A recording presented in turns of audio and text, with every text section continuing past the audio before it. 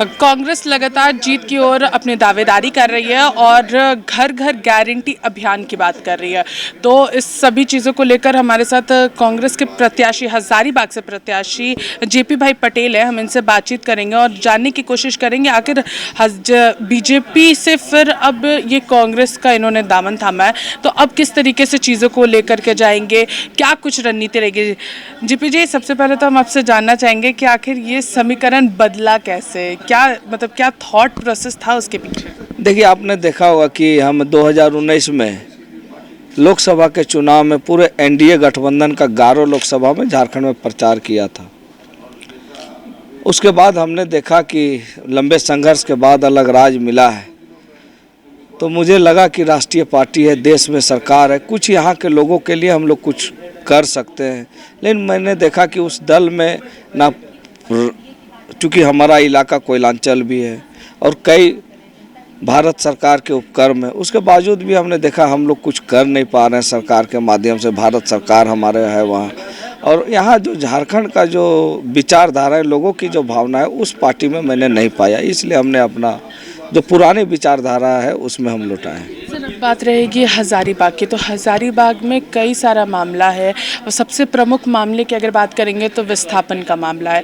तो आखिर किस तरीके से चीज़ों को आप जनता के बीच लेकर के जाइएगा, क्या कुछ रणनीति उसके लिए आपने तैयार की। देखिए, स्वाभाविक रूप से हम ये मानते हैं और हम ये चीज़ को मान भी रहे हैं कि हमारा जो हजारीबाग लोकसभा है, मांडू, बड़कागांव, रामगढ़, ये 3 विधानसभा में विस्थापन की समस्या है और वहाँ भारत सरकार के कई उपक्रम वहाँ कार्यरत हैं, काम कर रहे हैं।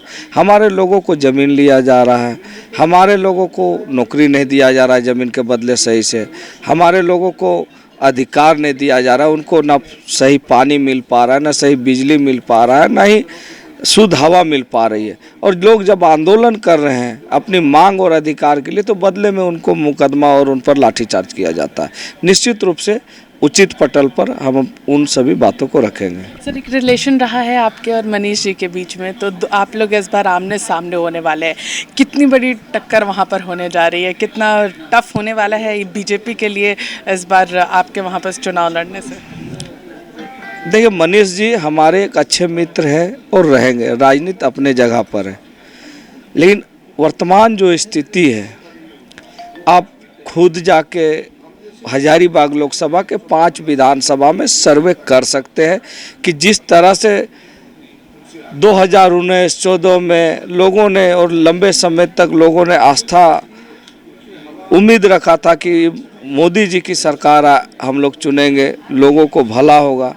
लेकिन हजारीबाग को वैसा जो है, हजारीबाग में अभी जो सीन है वो स्पष्ट रूप में लोग मान रहे हैं कि इस बार भारतीय जनता पार्टी के जगह बीजेपी के जगह जेपी को लाना है। ये लोग मान रहे हैं, मैं नहीं कर रहा, और मैं स्पष्ट रूप से कर रहा हूँ। मैं उम्मीदवार जरूर हूँ, लेकिन वहाँ का एक एक मतदाता, एक एक इंडिया गठबंधन के जो कार्यकर्ता है, नेतृत्व करतागण है, वो लोग चुनाव लड़ रहे हैं।